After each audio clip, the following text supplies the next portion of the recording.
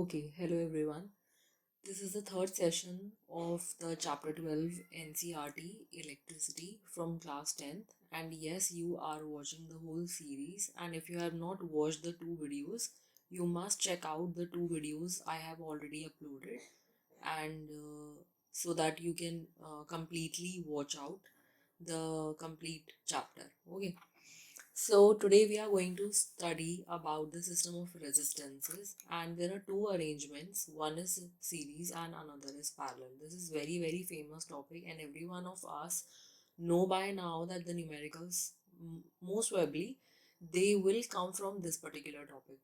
मतलब ऐसा है कि अगर पूरे चैप्टर में से कुछ भी न्यूमेरिकल नहीं आएगा लेकिन यहाँ से ज़रूर आएगा डेफिनेटली, और यहीं से आपको ओम्स लॉ का भी एक्सटेंशन मिलेगा. तो बेसिकली आपको पहले इक्विवेलेंट रेजिस्टेंस निकालनी होती है और उसी के अकॉर्डिंग फिर आपको अपने करंट पे या वोल्टेज कैलकुलेट करना होता है depending upon what the question demands, right. So moving on to the first part of the arrangements, and that is the series arrangement. As the name suggests, when we talk about the series arrangement, तो हमें हमेशा ये ध्यान रखना है कि कोई भी दो या दो से ज़्यादा रेजिस्टेंस, बेसिकली कितने भी रेजिस्टर्स एक साथ आ सकते हैं. एंड आपको ये सोचना होता है कि कभी भी जब हम बात करेंगे रेजिस्टेंसेस की, so we need to actually think about कि वो किस तरीके से यहाँ पे पॉइंटेड है या फिर लगे हुए हैं.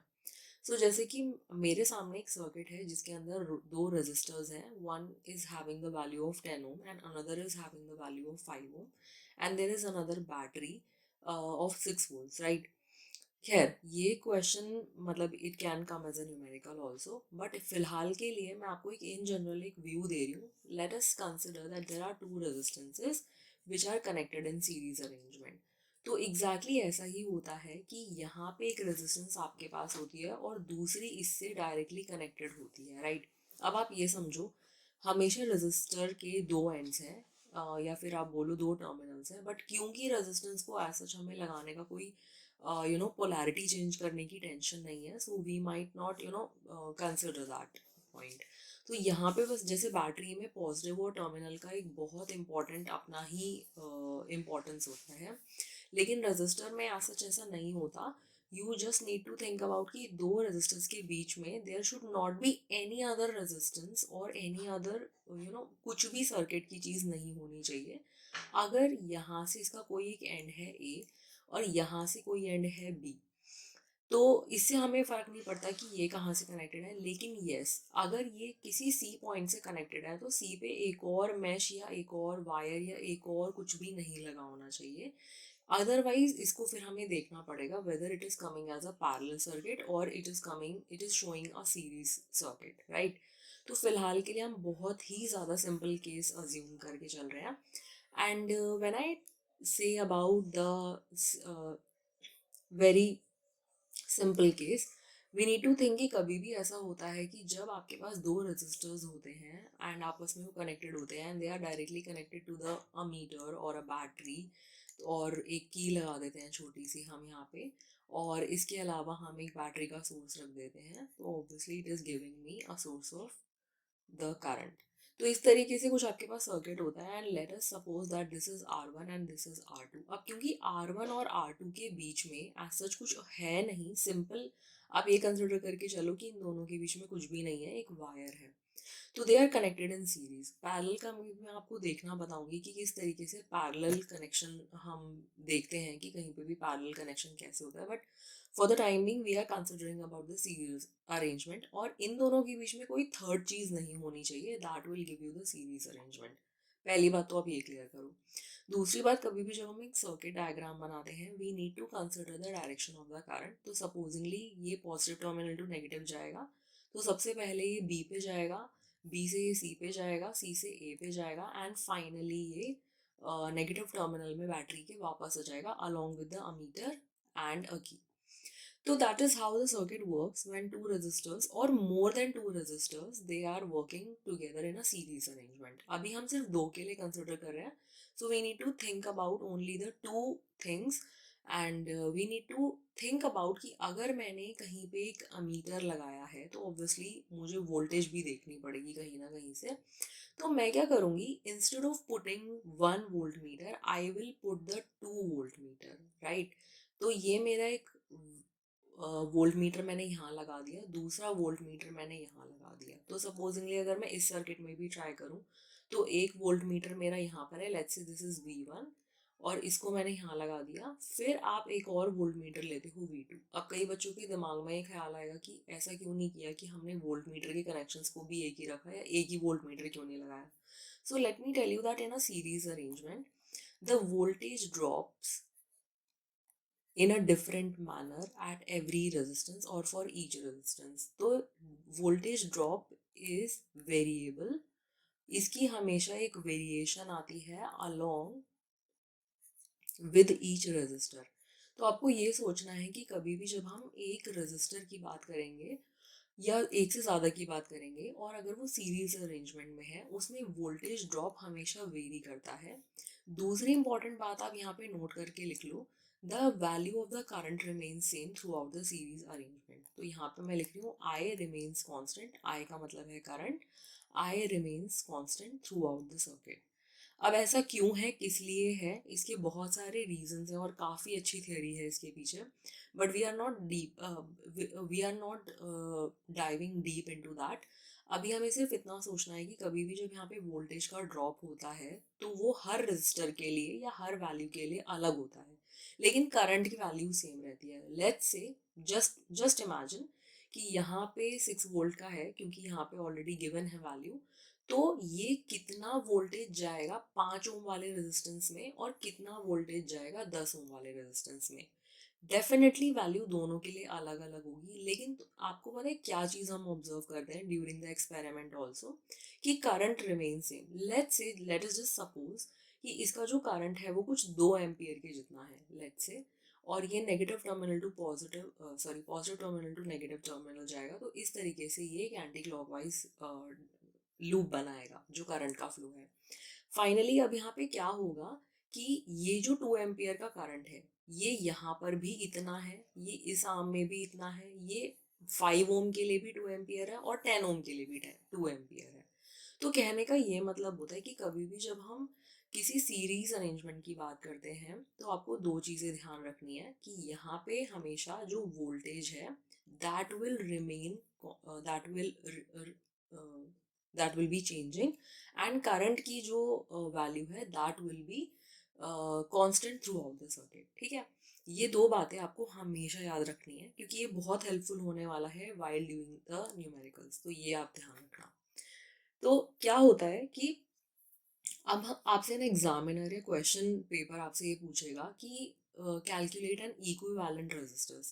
कहने का ये मतलब है यार, अगर यहाँ पे तो चलो दो हैं बस, लेकिन अगर ऐसे 100 रेजिस्टर्स होते या 1000 रेजिस्टर्स होते तो सर्किट तो बहुत बड़ा बन जाता। मतलब मेरी खुद की लैपटॉप की स्क्रीन छोटी पड़ जाएगी टू मेक सच सर्किट।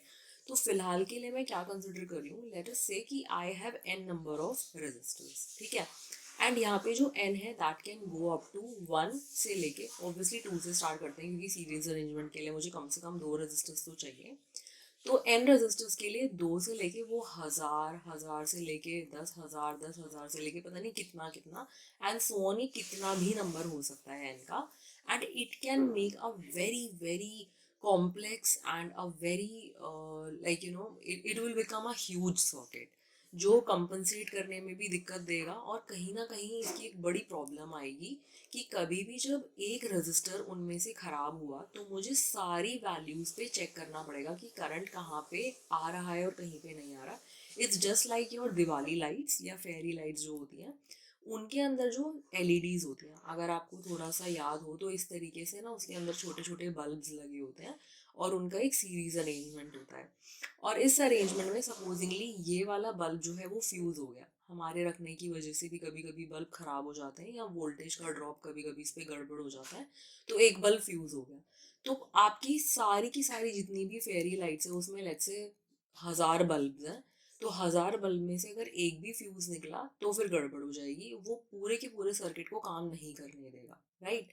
तो इसीलिए we need to consider that the if we are taking if we are taking any such circuits, we need to be double sure कि हम एग्जैक्टली क्या कर रहे हैं।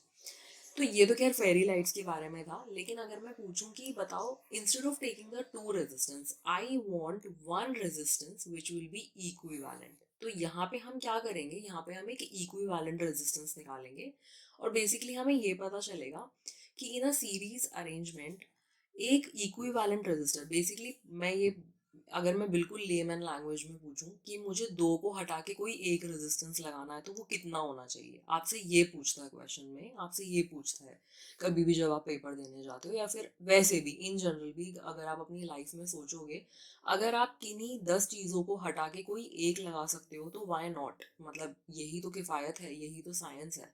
हम किसी की भी पावर को बचा सकते हैं, और हम कोशिश करते हैं कि हम कम से कम इक्विपमेंट्स का और कम से कम चीज़ों का यूज़ करें, ताकि हमारा सर्किट्स बहुत अच्छे से बने।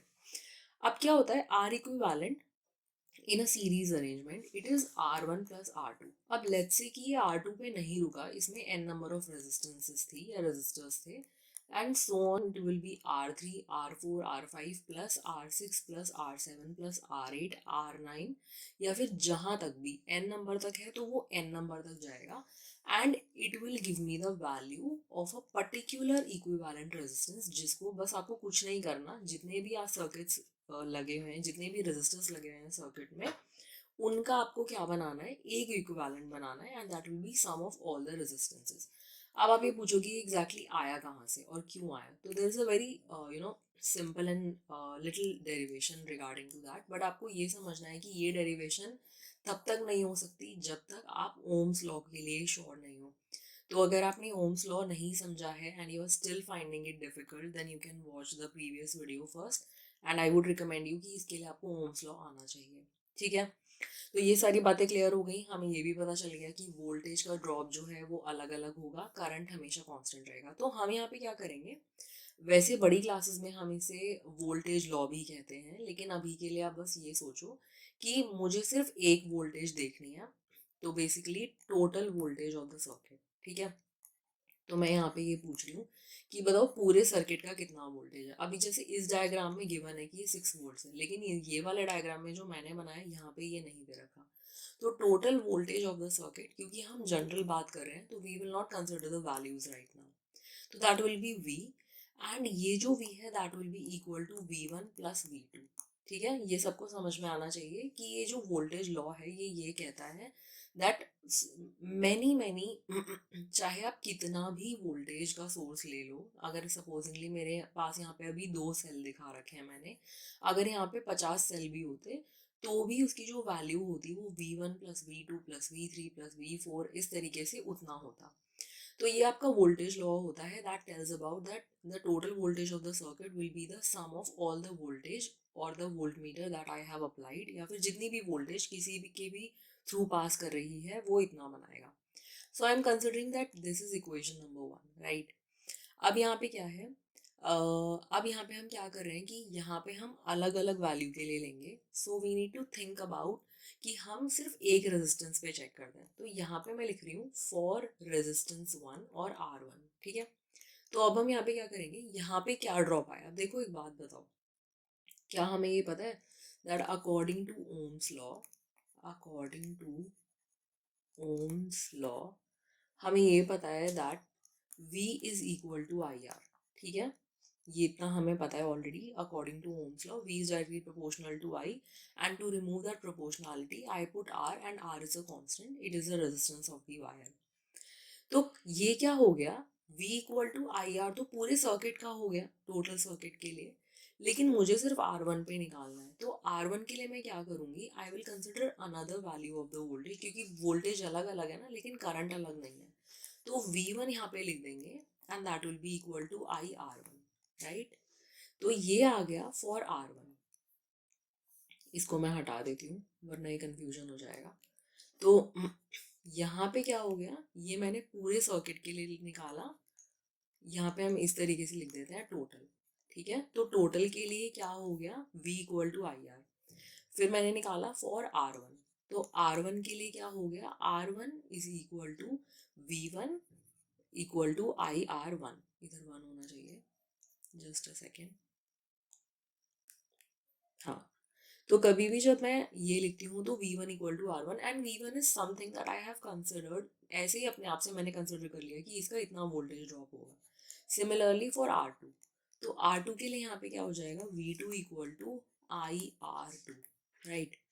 तो अब एक बात देखो, ये सारी वैल्यूज, V की वैल्यू, V1 की वैल्यू, V2 की वैल्यू, ये सारा का सारा हम जो सेकेंड पार्ट में मैंने निकाला है, I will put that second equation in the first one. तो यहाँ पे हमें क्या करना है, दोबारा से हम rewriting it, V1 equal to V1 plus V2। V1 को हम लिख सकते हैं according to Ohm's law IR। एक बात का ध्यान रखना, R जो है वो टोटल रेजिस्टेंस है या फिर इक्विवेलेंट रेजिस्टेंस है इधर, ठीक है। तो it is the R equivalent resistance, जो कि मुझे एक्चुअली क्यों निकालनी पड़ी, क्योंकि मुझे एक कोई वैल्यू चाहिए when I will remove the two resistors and I will apply only the one, ठीक है। तो ये इक्विवेलेंट रेजिस्टेंस है, ये पूरे सर्किट की, एंटायर सर्किट की रेजिस्टेंस निकलेगी, ये एंटायर सर्किट का करंट है, ये एंटायर सर्किट का वोल्टेज है। अब हम क्या कर रहे हैं, V1 को हम लिख सकते हैं IR1 और इसको हम लिख सकते हैं IR2, ठीक है, यहाँ तक क्लियर है। अब तुम बोलोगे कि ma'am R equivalent R1 R2 ये तो सब डिफरेंट है, लेकिन I डिफरेंट नहीं, क्योंकि मैंने तो आपको पहले ही बता दिया था कि सीरीज अरेंजमेंट में जो करंट है that will flow in the same amount through out the circuit, तो वो चेंज नहीं होगा, तो I विल रिमेन कांस्टेंट। अब इधर हम क्या करेंगे, I R equivalent equal to I को कॉमन ले लेंगे, R1 plus R2, right. I से I को कैंसिल कर देंगे और यहाँ पे हम लिख देंगे R equivalent equal to R1 plus R2, और यही तो मुझे प्रूव करना था।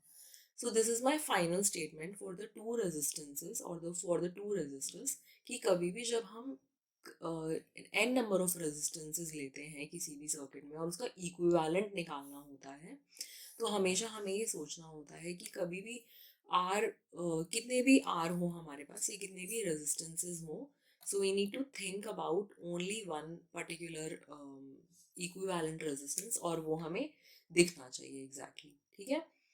So it is very important, this actually conclusion is very important। तो आपको ये करना है कि कभी भी जब मैं R इक्विवेलेंट निकालूंगी और मुझे नहीं पता यहाँ पे कितने सर्किट्स हैं, so I am writing a general formula for that. तो कभी भी जनरल फॉर्मूला या जनरल एल्गोरिथम आपको याद करनी हो तो always consider that R1 plus R2 plus R3 and so on up to RN। इसको बस हम मैथ्स में छोटा करके इस तरीके से लिख देते हैं that sum of all the resistances where I will start from 1 to n, ठीक है। जितना भी ये जाएगा उतनी रेजिस्टेंस के लिए आप इसको सिर्फ ऐड करना है आपको, वो आपको एक इक्विवेलेंट रेजिस्टेंस दे देगा, ठीक है। इसको थोड़ा सा और क्लियर करते हुए देखो, कभी भी आपको डेरिवेशन करने को आ जाती है तो ऑब्वियसली आप इस तरीके से डिराइव करोगे, you will consider the voltage law, you will consider the ohms law, you will put all the values in the first equation and you will jot down the current in a common manner। I को I से cancel कर देंगे और R equivalent निकाल देंगे, और R equivalent आपका क्या निकलेगा, R1 प्लस R2, या जितने भी रेजिस्टेंसेस आपको दे रखे हैं, right.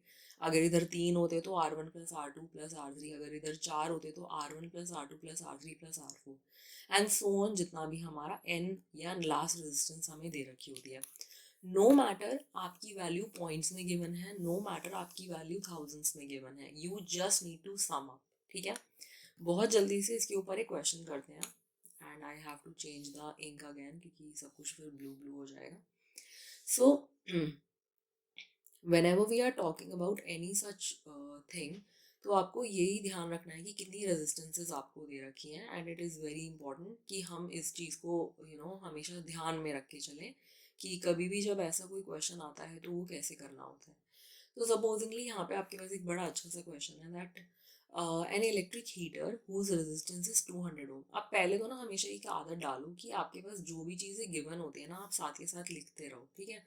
So I am doing the solution, do it with me right now, क्योंकि अब आप इतने इक्विप्ड हो कि मेरे साथ आप कर सकते हो और मुझसे जल्दी भी कर सकते हो, because I have to elaborate each and every part, but जिनको आ गया है समझ they can directly shoot the answers.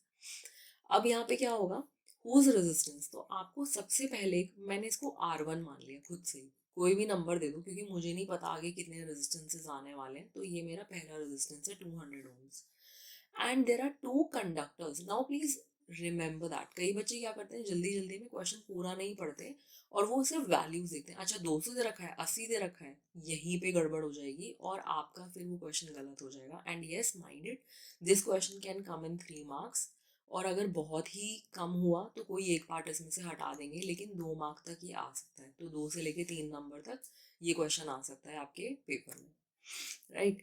चलो अब क्या है, टू रेजिस्टेंसेस या two conductors of 80 ohm resistance each, ठीक है। अब एक बात देखो, दो रेजिस्टेंस है तो R2 is equal to R3, क्योंकि आइडेंटिकल है ना तो 80 ओम है, लेकिन ध्यान रखना अब इधर 3 रेजिस्टेंस है in total, R1 R2 R3, लेकिन R2 और R3 दोनों 80 ओम्स के हैं, ये आपको क्लियर होना चाहिए, राइट। अब ये सारा जो अरेंजमेंट है ये 220 वोल्टेज की लाइन में लगा हुआ है इन द सीरीज अरेंजमेंट, यहाँ पे बहुत क्लियरली इन्होंने मेंशन कर दिया सीरीज। कभी अगर आपको ये क्वेश्चन थोड़ा सा और डिफिकल्ट लगे तो try to make a quick diagram, circuit diagram बनाने की कोशिश किया करो, it will help you a lot. जैसे आपको यहाँ पे ये 200 ओम्स दे रखी है, उसके बाद यहाँ पे सीरीज में ही 80 ओम है, दोबारा से सीरीज में 80 ओम है। ये देखो मैंने जानबूझ के इसको ना थोड़ा सा टिल्टेड बनाया है ताकि आपको ये ध्यान रहे कि जब इन दोनों के बीच में कोई और तीसरी चीज नहीं आ रही, इसका मतलब ये दोनों सीरीज में है, तो चाहे वो मुड़ा हुआ वायर हो चाहे वो स्ट्रेट वायर हो, इस तरीके का, लेकिन फिर भी अगर उनके बीच में कुछ नहीं आ रहा, that means they are connected in series. तो अब ये तीनों एक्चुअली सीरीज में है, ये सीरीज में कनेक्टेड है, और एक वोल्टेज की लाइन आ रही है 220, वैसे एसी भी देता है लेकिन ठीक है अभी हम क्योंकि डीसी ही पढ़ रहे हैं तो हम यहाँ पे बैटरी ही बनाएंगे। तो ये आपका एक 220 वोल्ट की लाइन से कनेक्टेड है, राइट। तो ये आपका एक सिंपल सा, बिल्कुल इसमें देखो कुछ भी नहीं उन्होंने क्वेश्चन में बोला, तो सिर्फ मैं इतना ही बनाऊंगी डायग्राम जितना उन्होंने मुझे बोला है। I will not put ammeter और वोल्ट मीटर और समथिंग लाइक दैट, वो मैं तब लगाऊंगी जब एक्चुअली ये पूछा जाएगा, ठीक है। तो there is a lot of scope in the diagram, circuit diagram, but it's okay, we can do with this, ठीक है। अब क्या कह रहा है वो, अब सबसे पहले इसका ए पार्ट है वो जो कि कहता है कि what is the total resistance of the circuit, right? So this is the A part, total resistance निकालना है, या फिर कभी कभी आपसे ये पूछ लिया जाएगा what is the equivalent resistance of the complete diagram. तो कभी भी जब आप टोटल रेजिस्टेंस निकालते हो तो अभी अभी हमने फॉर्मूला पढ़ा था that R equivalent is equal to R1 plus R2 plus R3। इसके आगे कुछ इतना दिमाग लगाने की जरूरत ही नहीं है, सिंपल सा एक काम करो, यहाँ पे लिखो 200, यहाँ पे लिखो 80, मल्टीप्लाई बाय 2 कर दो, या फिर एक और 80 लिख दो, मर्जी है। तो ये जो आएगा आपके पास 200 plus 160 and that will give you the 360 ओम। तो कहने का मतलब है अगर यही डायग्राम मैं दोबारा से रीड्रॉ करूं सिर्फ एक रेजिस्टेंस के साथ, तो यहाँ पे मुझे कुछ भी मेहनत नहीं करनी है, यहाँ पे 360 ओम का एक रेजिस्टेंस लगाना है और यहाँ पे आपको 220 का एक बैटरी लगाना है, तो ये दोनों बिल्कुल इक्विवेलेंट सर्किट हो गए। यहाँ पे ये काम 3 रेजिस्टेंसेस अलग अलग कर रहे हैं, यहाँ पे यही एक रेजिस्टेंस ये सेम काम कर देगा। तो see this is what why we are actually reading this. कभी भी प्रैक्टिकल लाइफ में भी जब हमारे पास ज़्यादा कंपोनेंट्स हो जाते हैं तो हर कोई ज़्यादा पावर लेगा, अलग अलग पावर लेगा, ये भी मैं आपको बताऊंगी पावर क्यों लेता है ये। And finally instead of putting 3 other things, if I can do it with one thing only, तो I should go for that, ठीक है। ये आपका फर्स्ट पार्ट हो गया। अब हम करते हैं इसका second part, that is V part. वो पूछ रहा है करंट थ्रू द सर्किट। अब आपको ओवरऑल करंट पूछे, और यार ऑब्वियसली इसमें ओवरऑल करंट ही आना चाहिए। यहाँ पे मैंने सपोजिंगली एक एमीटर लगा दिया, तुम लोग ठीक से बना लेना, अभी इरेज करूंगी तो पूरा डायग्राम इरेज हो जाएगा। तो ये आपका एमीटर है, और यार ये बहुत ही ज़्यादा इंपॉर्टेंट बात है समझने की कि कई बच्चे ये पूछेंगे कि अच्छा मैम 80 ओम पे कितना करंट जा रहा है, 200 ओम पे कितना करंट जा रहा है, but let me tell you this is the same thing, क्योंकि मैंने अभी अभी बोला कि सीरीज वाले सर्किट में current will be common through out, तो वो पूरा का पूरा इस तरीके से ही फ्लो करेगा, ठीक है। तो आपको ज़्यादा कुछ इतना वो नहीं करना, इसके अंदर अलग अलग कंपोनेंट के लिए करंट निकालना आप निकाल सकते हो लेकिन आपको नहीं निकालना चाहिए, because obviously it will save your time. अब वो पूछ रहा है कि करंट थ्रू द सर्किट, तो मुझे पता है बहुत सिंपल सा फॉर्मूला है, V is equal to I R होता है। आई के लिए I can use V upon R, और जो V है दैट इज 220, और जो रेजिस्टेंस है वो अभी अभी मैंने निकाली थी। देखो टोटल सर्किट के लिए करंट निकालोगे तो टोटल रेजिस्टेंस ही रखनी पड़ेगी, तो दैट विल बी 360। बड़ा सिंपल सा है, 11/18 आ जाएगा, and that will be someone around your value will come out to be 0.61 ampere. ठीक है, तो ये आपके पास करंट की वैल्यू हो जाएगी पूरे सर्किट में, which is actually very low. तो लेकिन ठीक है, वोल्टेज बहुत हाई है, तो ये आपका क्या हो जाएगा कि करंट जो है दैट विल बी 0.61 एम्पियर्स। तो ये आपके पास पूरा का पूरा आ जाता है। ठीक है, अब हम निकालेंगे सी पार्ट। अब एक बात देखो, potential difference across the heater, सिर्फ हीटर पे पूछा है और हीटर की रेजिस्टेंस कितनी दे रखी है, दैट इज 200। अब एक बात देखो, ये बहुत इंपॉर्टेंट पॉइंट है, यहाँ पे आपको ना पूरे सर्किट के लिए वोल्टेज नहीं लगाना, यहाँ पे सिर्फ आपको इधर की साइड वोल्टेज लगाना है जो कि 200 ओम्स पे, क्योंकि पूरे सर्किट की तो ऑलरेडी 220 गिवन है ना, लेकिन 200 पे कितना वोल्टेज आ रहा है, 200 ओम पे कितना वोल्टेज आ रहा है वो आपको देखना पड़ेगा। तो इसके लिए मैं क्या करूंगी, I will simply go for the resistance which has been asked from me. ठीक है, तो अब यहाँ पे क्या रहेगा, एक बात अगेन दोबारा से मैं आपको रिपीट कर रही हूँ, I know it is annoying sometimes, but you have to remember that the current remains same in the series। ठीक है, इधर हम क्या करेंगे, V equal to I R, लेकिन यहाँ पे मैं R नहीं लिखूंगी, यहाँ पे मैं R1 लिखूंगी, क्योंकि सिर्फ मुझे इसी रेजिस्टेंस के ऊपर वोल्टेज चेक करना है। तो I क्या हो जाएगा आपका 11/18, इसको ऐसे ही लिख लेते हैं फ्रैक्शन में, एंड R1 कितना दे रखा है 200। ठीक है, तो life become simple in fractions. तो ये चला जाएगा आपका 9 पे, ये चला जाएगा 100 पे, तो 1100 divided by 9 it will give you something around 122.22 volts. तो ये आपकी वैल्यू आ गई जो हीटर अब्जॉर्ब कर रहा है, आपकी सारी वोल्टेज में से इतनी वोल्टेज हीटर अब्जॉर्ब कर रहा है।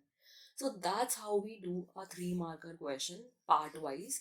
सबसे पहले मैंने एक टोटल रेजिस्टेंस निकाली, फिर मैंने ये चेक किया कि पूरे सर्किट में करंट कितना है, फिर लास्टली मैंने ये चेक किया कि सिर्फ हीटर कितना दे रहा है। And this is your homework for today, कि आपको ये बताना है, this is the fourth part that I am giving it to you, आपको ये बताना है that what is the voltage across, what is the voltage across 80 ohm resistor. ठीक है, तो आपको 80 ओम पे मुझे वोल्टेज चेक करके बतानी है, which is again very simple. इसमें भी आप क्या करोगे, ओम्स लॉ लगाओगे, लेकिन यू नीड टू थिंक कि रेजिस्टेंस कौन सी वाली लगानी है। ऐसा नहीं कि आप 360 रख दोगे, तो प्लीज रिमेम्बर कि कौन सी वोल्टेज आप कहाँ लगाओगे, कौन सा रेजिस्टेंस आप किस वोल्टेज के लिए यूज करोगे, that you need to consider. इसलिए मैंने पूरे सर्किट के लिए वोल्ट मीटर नहीं लगाया है, सिर्फ मैंने 200 वाली के लिए लगाया है। So please mind it, right. So I think that was a quick revision for the series arrangement as well. तो ये क्वेश्चन ऐसे न्यूमेरिकल ही आपको आएंगे, इससे ज़्यादा मुश्किल आएगा तो एक टाइप है, वो मैं बिल्कुल at the end of the chapter करूँगी। So without wasting any much time, I am forwarding it to the second type of arrangement, that is a parallel arrangement. And as the name suggests, parallel का मतलब होता है ये दोनों आपस में intersect नहीं करते, तो which is a very common thing। तो आपको ये सोचना है कि कभी भी मेरे पास कुछ ऐसा सर्किट है। अब एक बात देखो, मैंने तुम्हें बताया ना सीरीज को, कि सीरीज को हम कैसे देखते हैं। अब एक बात सुनो, सपोजिंगली मेरे पास एक रेजिस्टेंस है, ठीक है, दिस इज R1। ठीक है, और इसके दो टर्मिनल्स हैं, या फिर मैं इसके पॉइंट्स ले लेती हूँ, this is P and this is Q, right. अगर मेरे पास कोई दूसरी रेजिस्टेंस है R2, ठीक है, उसके भी जो दो पॉइंट्स है ना, लेट अस से कि ये है S पॉइंट और ये है T पॉइंट, अब मुझे इन्हें कनेक्ट करना है। तो एक बात देखो, मैं P को S से कनेक्ट कर दूंगी और Q को T से कनेक्ट कर दूंगी। ठीक है, इसको मैं थोड़ा सा और सिंप्लीफाई कर रही हूँ, इसको मैं इस तरीके से बना सकती हूँ, अगर मैं चाहूँ तो इसको मैं इस तरीके से भी बना सकती हूँ, R1 R2, और ये मेरा एक पॉइंट P रह जाएगा और ये मेरा एक पॉइंट Q रह जाएगा। ठीक है, तो S और T का एक्चुअली कोई रेलेवेंस नहीं है, ये मैंने ज़बरदस्ती बनाए थे दूसरे रेजिस्टेंस के टर्मिनल्स को दिखाने के लिए। लेकिन इधर क्या होता है कि अगर इसके दो पॉइंट्स किसी दूसरे रेजिस्टेंस के दोनों पॉइंट से कनेक्ट करते हैं, तो that will give you a parallel arrangement. तो ये ध्यान रखना, इधर आपको किसी तीसरे की या चौथे की जरूरत नहीं है, लेकिन अगर इसका खुद का रेजिस्टेंस का एक टर्मिनल दूसरे रेजिस्टेंस के दूसरे टर्मिनल से, सॉरी मतलब उसी के एक टर्मिनल से कहीं से भी कनेक्टेड है और दूसरा वाला भी कहीं से कनेक्टेड है, तो that will give you the parallel arrangement. पहले तो आप ये देखना सीखो, क्योंकि कई बच्चों को यही नहीं पता होता कि सीरीज और पैरेलल देखते कैसे हैं। तो ऑलवेज रिमेंबर सच थिंग्स, कि कभी भी अगर आपके पास ऐसा कुछ आ जाए कि इन दोनों के बीच में कॉमन पॉइंट्स आ रहे हैं, या दोनों एक्चुअली कहीं ना कहीं एक पॉइंट पे दोनों टर्मिनल्स कनेक्ट करने चाहिए, सिर्फ एक नहीं, ऐसा नहीं कि अच्छा पी कनेक्ट कर रहा है और क्यू कनेक्ट नहीं कर रहा, तब बात नहीं बनेगी, वो सिर्फ सीरीज में हो जाएगा। अभी आपको ये कंसिडर करना होता है कि आपके पास जो भी है उन दोनों का अरेंजमेंट हमेशा एक दूसरे के पैरेलल होना चाहिए। अब देखो क्यों, जैसे कि अगर मैं यहाँ पे देखूँ R1 और R2, ये अगर मैं इसको मान लूँ P और इसको मान लूँ Q, तो R1 का P और R2 का P एंड R1 का Q और R2 का Q, दोनों ही ये कहीं ना कहीं दो पॉइंट से कनेक्टेड है, that's why it's a parallel arrangement, जो अभी मैं आपको बता दी थी। ठीक है, अब इधर क्या होता है, अब आपको ये समझ में आ गया, देखना आ गया। अब हम क्या करेंगे, इसमें भी हम दो नोट डालेंगे। पहला नोट ये है वोल्टेज, उस वाले में वोल्टेज बार बार बदल रही थी, इस वाले में voltage remains the same across each resistance. ठीक है, ये कहीं पे लिख लो, ये बहुत इंपॉर्टेंट पॉइंट्स होते हैं, क्योंकि इसी से ही हमारे न्यूमेरिकल सॉल्व होते हैं। एंड इस केस में क्या होगा, पैरेलल वाले केस में जो करंट का वैल्यू है आई, करंट, या फिर इसे लिख ही देते हैं, करंट विल चेंज और it keeps on changing across every value of the resistance. ठीक है, तो ये दो पॉइंट्स आपको ध्यान में रखने हैं। अब देखो इसका फायदा क्या होगा, again I am starting with a current law, और करंट लॉ ये कहता है कि जितना करंट आया उतना करंट गया और दोनों की वैल्यू इक्वल हो जाएगी। खैर ये बहुत आगे की चीज़ है, ये अभी आपको नहीं समझनी, लेकिन एक चीज़ ध्यान रखो, that I total current of the circuit will be equal to I1 plus I2। ऐसा क्यों बोल रही हूँ, क्योंकि सिर्फ करंट ही तो था जो वेरी कर रहा था, तो इसका ये मतलब है कि वोल्टेज जो है दैट विल रिमेन सेम, इस पे भी इतना ही वी होगा, इस पे भी इतना ही वी होगा और उस पे भी इतना ही वी होगा। लेकिन करंट का अगर मैं देखूँ, ये पॉजिटिव से निकलेगा और नेगेटिव पे पहुंचेगा, तो it is making a clockwise loop, इस तरीके से ये जाएगा। ठीक है, that is a direction.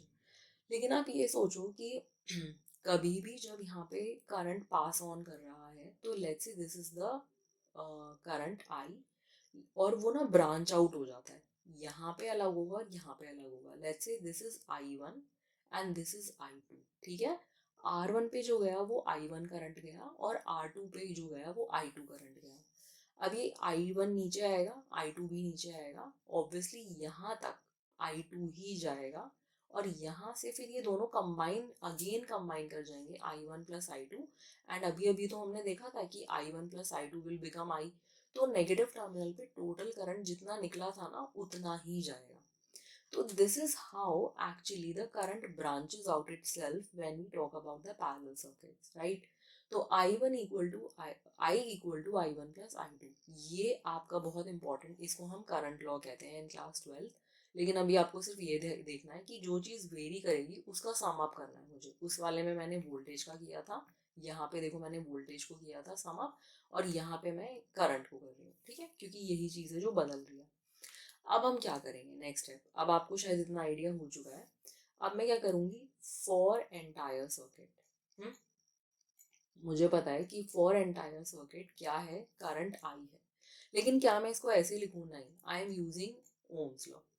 According to the Ohm's law V equal to I are.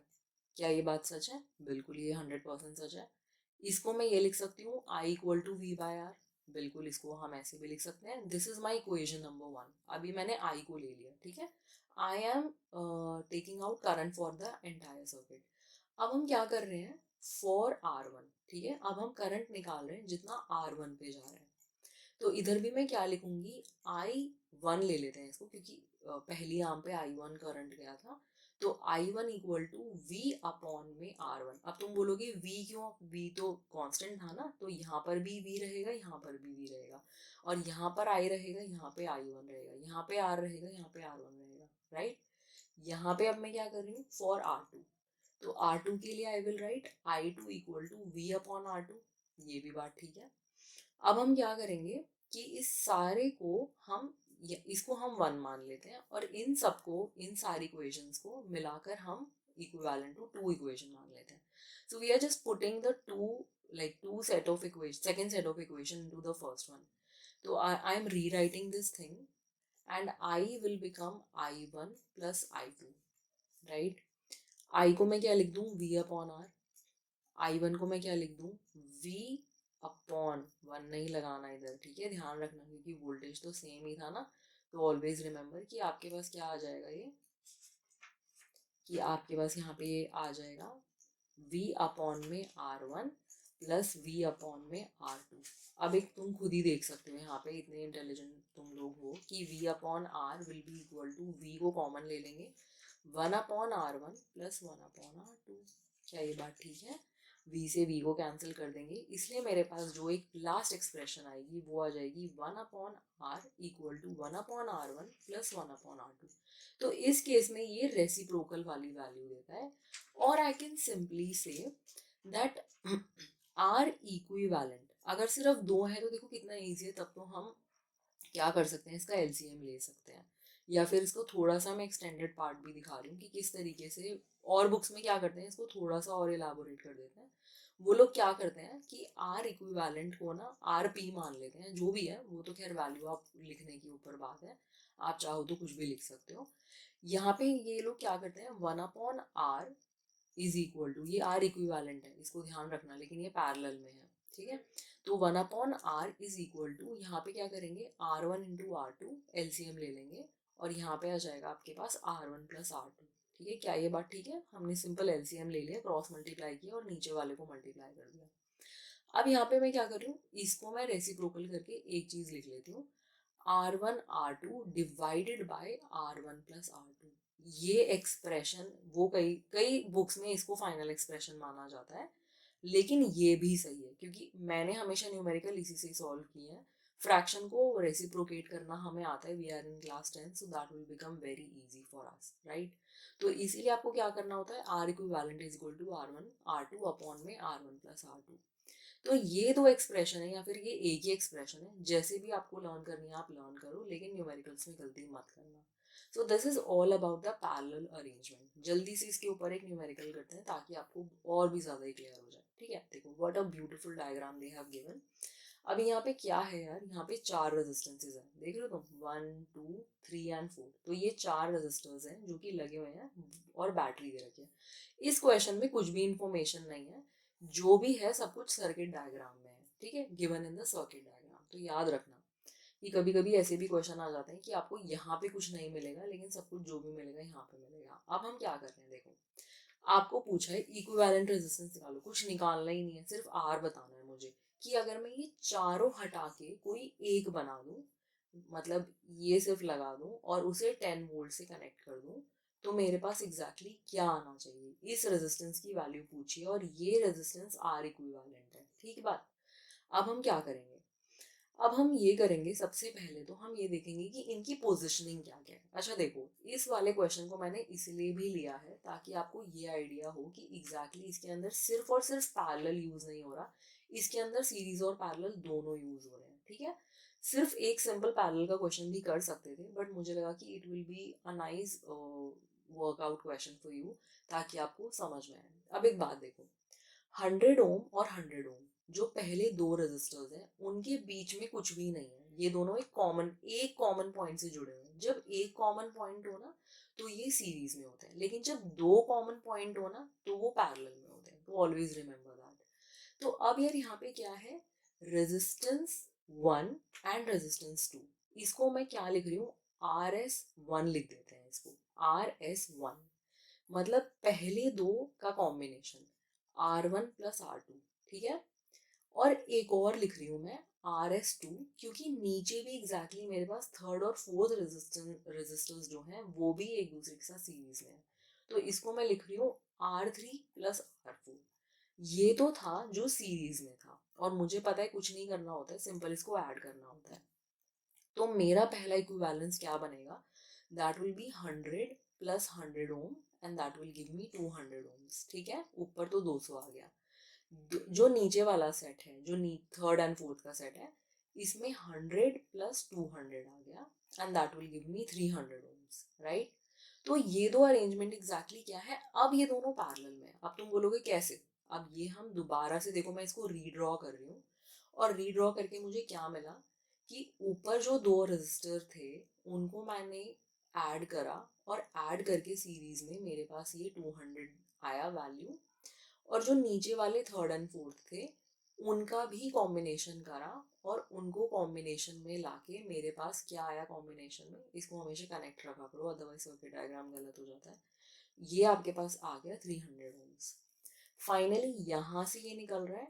ठीक है, और ये 10 वोल्ट से जाके कनेक्ट हो रहा है. ठीक है, ये 10 वोल्ट से जाके कनेक्ट हो रहा है कहीं पे. तो this is your step number 2. ठीक है, ये आपका सेकंड डायग्राम है. और तुम्हें पता है स्टेप नंबर 3 भी होगा इसके अंदर. मैं एक और सर्किट बनाऊंगी जिसमें मैं इन दोनों को भी मर्ज कर दूंगी और एक ही रेजिस्टेंस लगाऊंगी. That will be R equivalent. और यहाँ पे मैं 10 वोल्ट से इसको कनेक्ट कर दूंगी. तो ये एग्जैक्टली मुझे लाना है जो अभी तक मेरा आया नहीं है. तो अब हम क्या करते हैं. अब हम ये देखते हैं कि ये जो RS1 और RS2 है, यहाँ पे लिख लेते हैं RS1 and RS2 are connected parallelly और are connected in the parallel arrangement. ठीक है, इसको देख लेना. are connected in parallel arrangement. तो ये आपको ध्यान में रखना है कि कब वो सीरीज था उसको मैंने क्यों ऐड कर दिया और कब वो पैरेलल बन गया. तो अब मैं उसको किस तरीके से सॉल्व करूंगी. अब क्वेश्चन बहुत सिंपल हो जाता है. यहाँ पे मुझे 1/RP लिखना है. बेसिकली यही है जो मुझे निकालना है आर इक्विवेलेंट. ये थर्ड वाले स्टेप पे जा रहे हैं हम. तो 1/RP is equal to 1/RS1 and 1/RS2. सिर्फ यही करना है. तो 1/200 प्लस 1/300 क्योंकि ये ऑलरेडी मैंने निकाल ली थी वैल्यू. अब यहाँ पे हम क्या करेंगे, बड़ा सिंपल सा एक्स को कॉमन ले लेंगे इसके बीच में factor and that will come out to B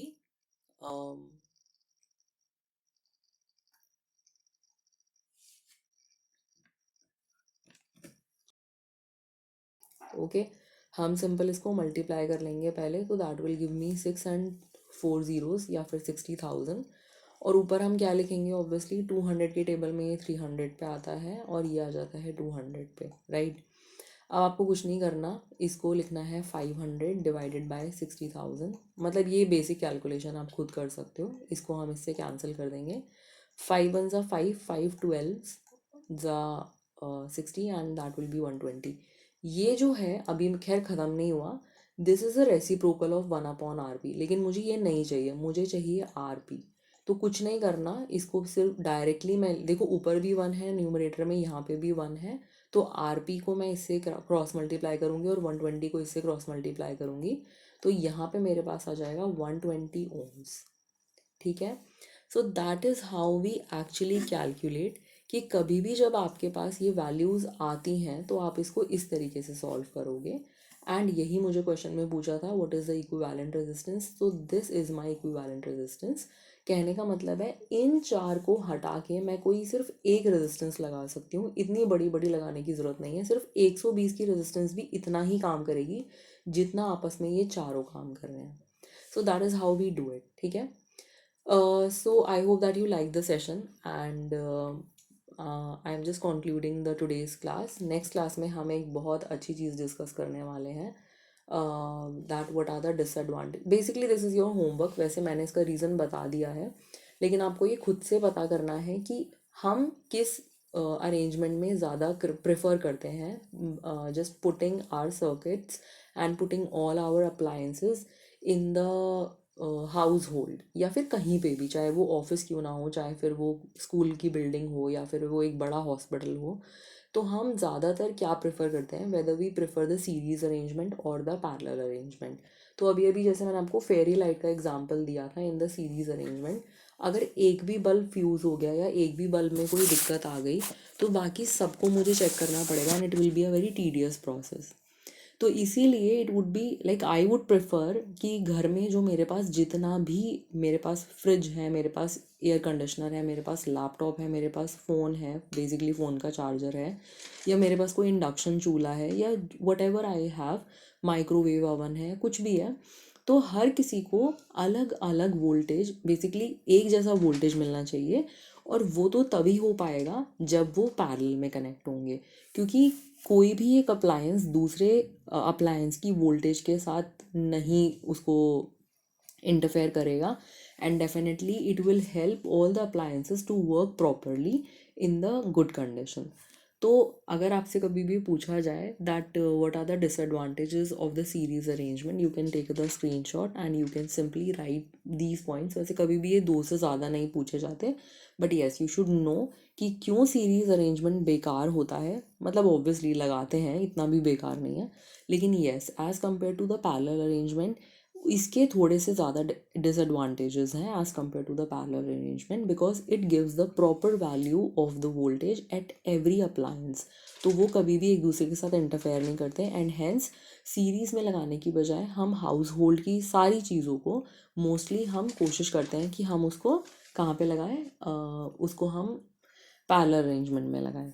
ठीक है, और नेक्स्ट वाले सेशन में we will do another very good topic of heating effect of electric current. So meanwhile I hope that you will revise everything, you will solve the numericals that you are going through, and like the video if you find it worthwhile. Thank you so much. Stay safe, stay healthy, take care, bye bye.